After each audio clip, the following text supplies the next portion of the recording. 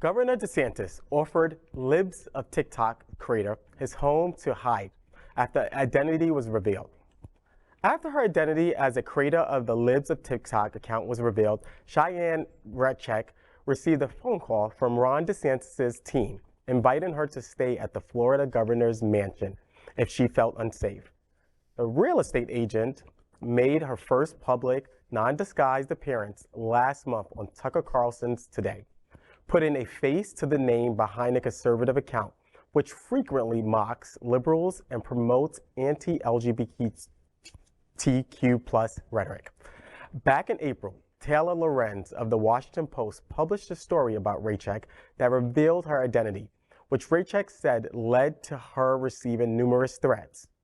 DeSantis reached out to her to offer her a safe haven.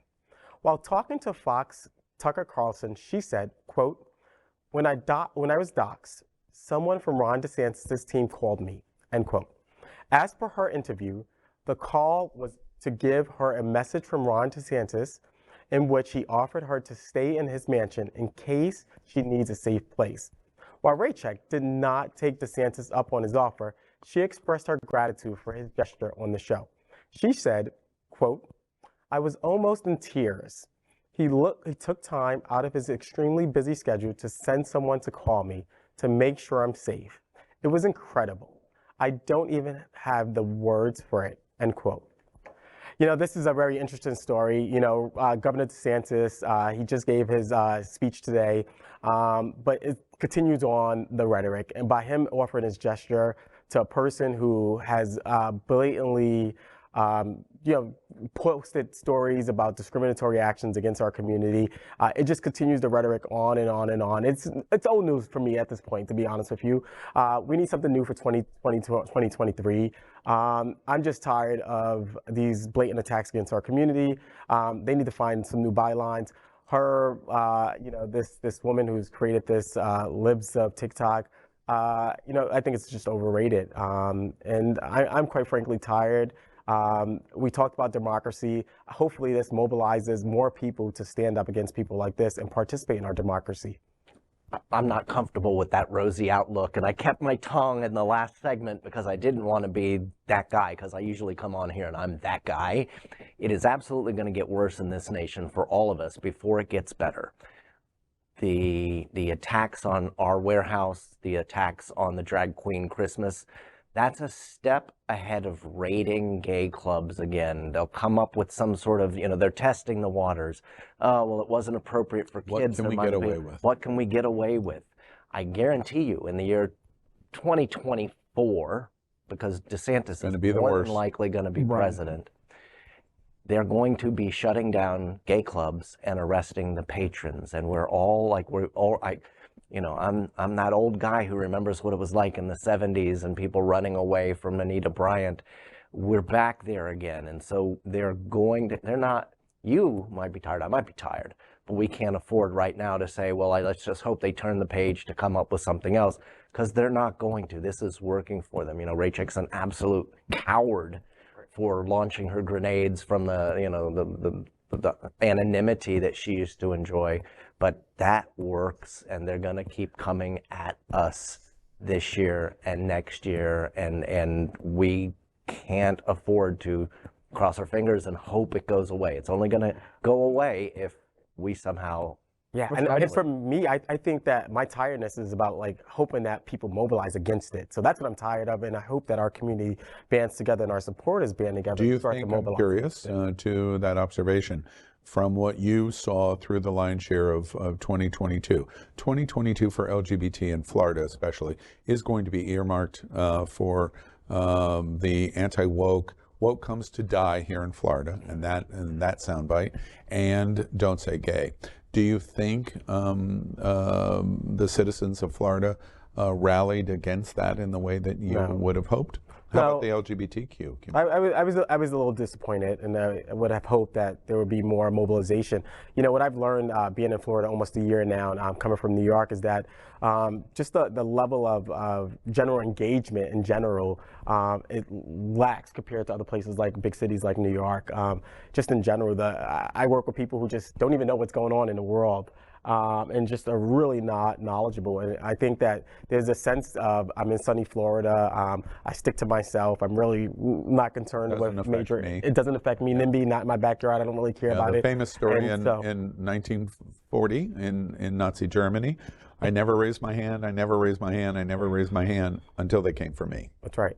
So that's very disappointing, and I've been disappointed by that. Yeah, I think a lot of us, especially people who are like Florida natives, like we've never really had a lot of things happen here as far as the hate firsthand. Like in my entire queer life, as I've been here my entire life, I've not really had to go through any of this. So I don't think we've had that same pressure you felt as a New Yorker, where you grew up and you were living in an environment where it's such historic and you remember what had happened. And that wasn't really a thing here. I was gay and 15 and holding my boyfriend's hand in school and going down to, you know, South Beach, and it just wasn't a thing. And now it's becoming that. So I think our community will continue to learn.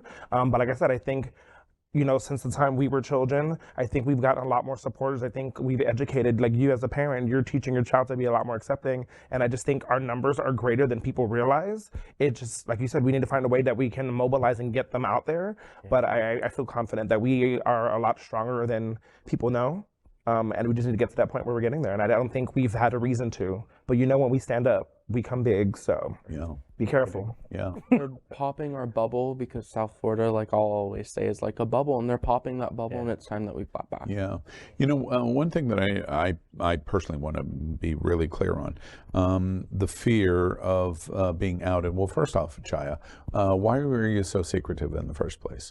You are a member of an uber right-wing, almost fascist journalism organization.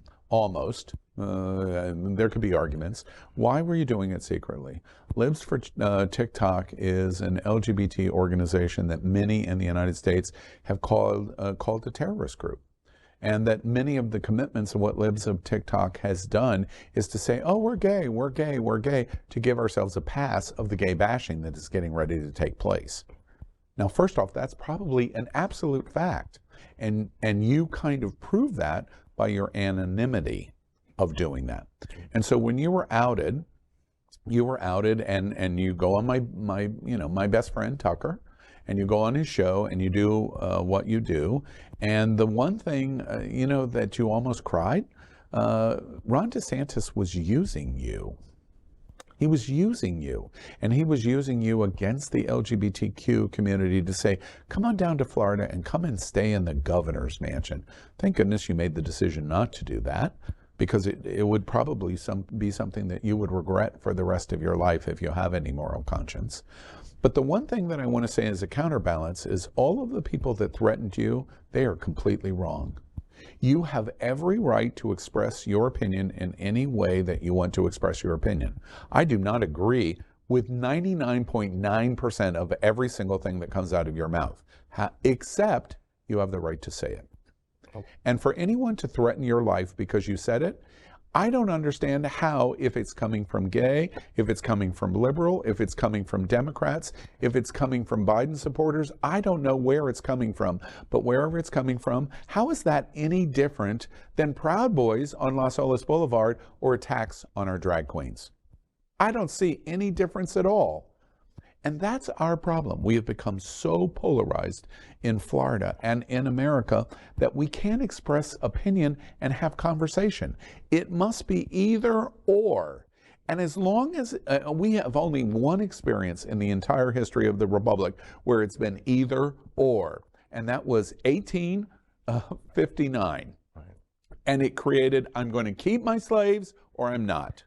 And millions of people were affected in a civil war as a result of it. This feels so much like that. So you should not have been attacked. You should not have had your life threatened. You should not have an offer from the governor of Florida, who is going to try to be the president of the United States, to say, come and sleep in the Lincoln bedroom in Tallahassee. It's inappropriate, and I'm glad you didn't do it. And you shouldn't be threatened for expressing free speech. But my goodness, Libs of TikTok, what you're representing is really, really, really despicable. And one day, history is going to show how despicable your free speech really is. You have the right. It's just the wrong words, in my opinion.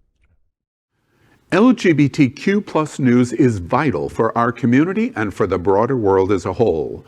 We have enough enemies at Fox News. Tucker, Sean, and Lara are loud. We need passionate allies. Happening Out Television Network, Queer News Tonight, and It's Happening Out are literally out of the closet and into the headlines. Our community needs your support.